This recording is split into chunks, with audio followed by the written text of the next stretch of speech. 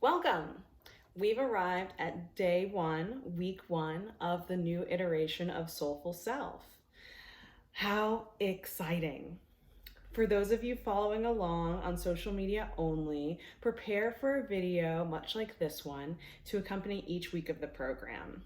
I'll be posting these on Instagram, YouTube, Facebook, so make sure that you're following me on at least one, if not all of those platforms.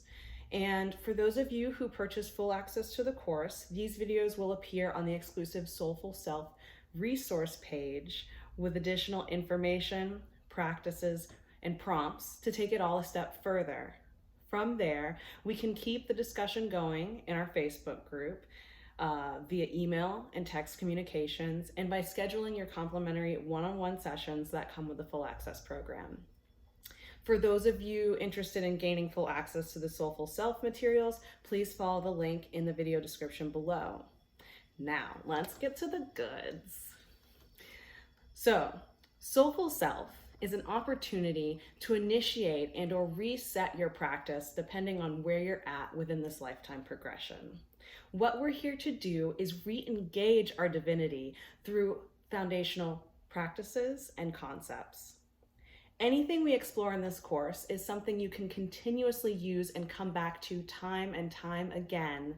And considering the timing of this, it's a great chance to welcome supportive structures for our inner work. So here we begin at week one. While this is a simple practice, it's not necessarily the easiest to do, as we're often caught in a web of expectations and deadlines, but we're not here to judge the experience, but to actually experience it. That's why week one's message is all about slowing down. The more we move intentionally within the moment, grounded in present awareness, the more information we are privy to. We're able to sense and process information more effectively. Our center strengthens, senses sharpen, because we are so into it. Our intuition has space to express through whichever senses are typically dulled by excessive, chaotic, and fast-moving stimuli.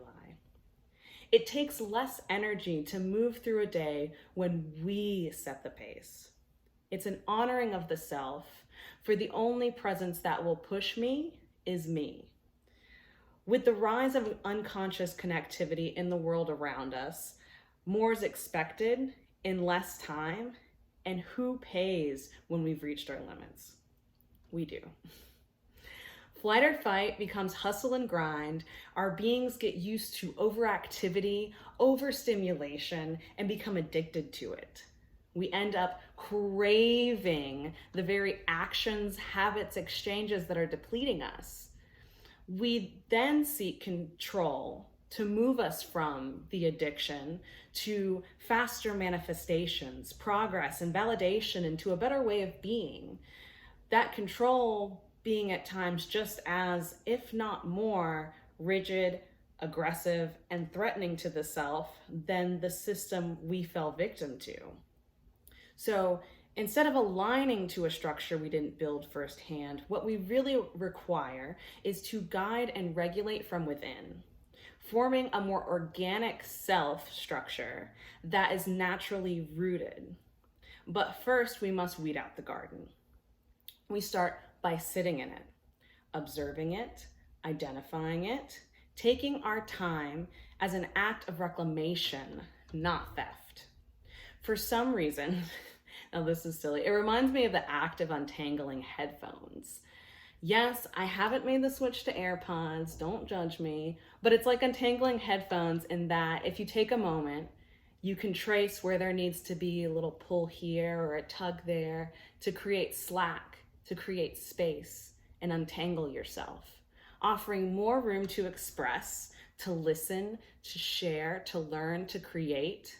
In short, what I am asking of you is to reclaim your time in each moment, and I mean each moment. If you're not in it, slow down.